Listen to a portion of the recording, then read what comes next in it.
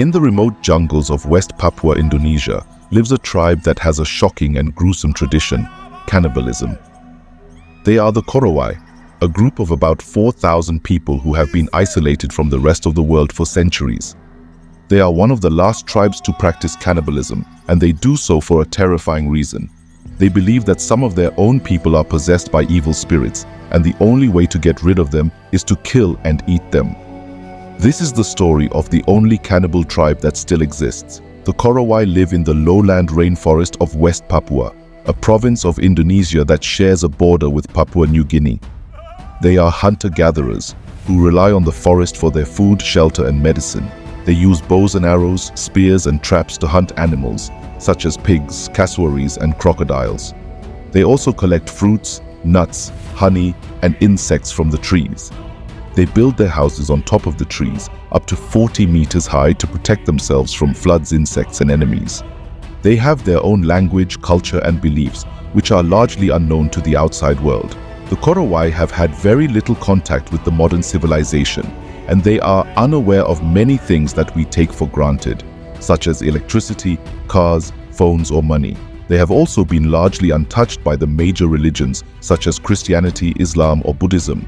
Instead, they have their own animistic religion, which means that they believe that everything in nature has a spirit, and that these spirits can influence their lives for good or evil. They also believe in the existence of witchcraft, sorcery, and magic, and they have a complex system of rituals, taboos, and ceremonies to deal with them.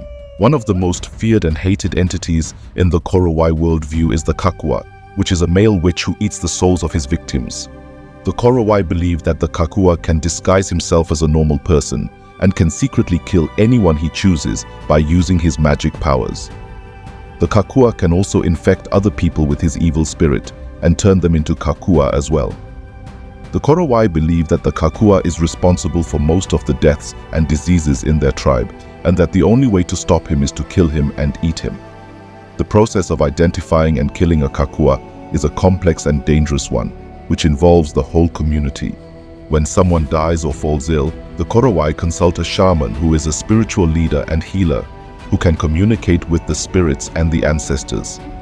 The shaman performs a ritual in which he asks the spirit of the deceased or the sick person to reveal the name of the khakua who killed or harmed him or her. The shaman then announces the name of the khakua to the rest of the tribe, and a group of men, usually the relatives of the victim, set out to hunt him down. The hunters track down the khakua, who is usually a member of their own tribe or a neighboring tribe, and ambush him in his house or in the forest. They then attack him with their weapons and try to kill him as quickly as possible before he can use his magic to escape or harm them. They also try to avoid looking into his eyes, as they believe that he can cast a spell on them with his gaze. Once they kill the khakua, they chop off his head and take his body back to their village. The killing of the khakua is followed by a cannibal feast, in which the tribe gathers to eat the flesh of the witch. They believe that by doing so, they can destroy his evil spirit and prevent him from harming anyone else. They also believe that they can gain his strength and power and protect themselves from other khakua. The cannibal feast is a solemn and sacred occasion, which is accompanied by chants, prayers, and dances. The preparation and consumption of the khakua's body is done in a specific and ritualistic way, which varies from tribe to tribe. Some tribes cook the body in a large pot over a fire, while others roast it on a spit. Some tribes eat only certain parts of the body, such as the brain, the heart, or the liver, while others eat everything, including the bones, and some tribes share the meat among all the members of the tribe, while others reserve it for the men or the hunters or the relatives of the victim. Some tribes eat the meat fresh, while others preserve it for later use. The cannibal feast is not a regular or frequent event, but rather a rare and exceptional one, which happens only when a khakua is killed. The Korowai do not eat human flesh for pleasure, or for hunger, or for curiosity, but for justice and for survival. They do not consider themselves as cannibals, but as avengers and as defenders of their tribe. The existence and the practice of the Korowai cannibals have been a source of controversy and debate ever since they were first discovered by the outside world in the 1970s.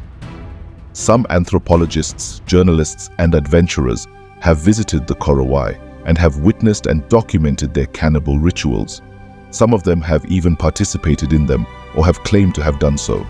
They have brought back stories, pictures, and videos that have shocked and fascinated the public and have raised many questions and issues. Some of these questions and issues are ethical, such as, is it right or wrong to kill and eat another human being, even if it is done for religious or cultural reasons? Is it right or wrong to interfere or intervene in the affairs of another tribe, even if it is done for humanitarian or scientific reasons? Is it right or wrong to expose or exploit the secrets of another tribe, even if it is done for educational or entertainment reasons? Some of these questions and issues are factual, such as, is cannibalism still practiced by the Korowai, or has it been abandoned or exaggerated? Is cannibalism a natural or a learned behavior, and what are its causes and consequences? Is cannibalism a universal or a unique phenomenon, and how does it compare and contrast with other forms of human consumption?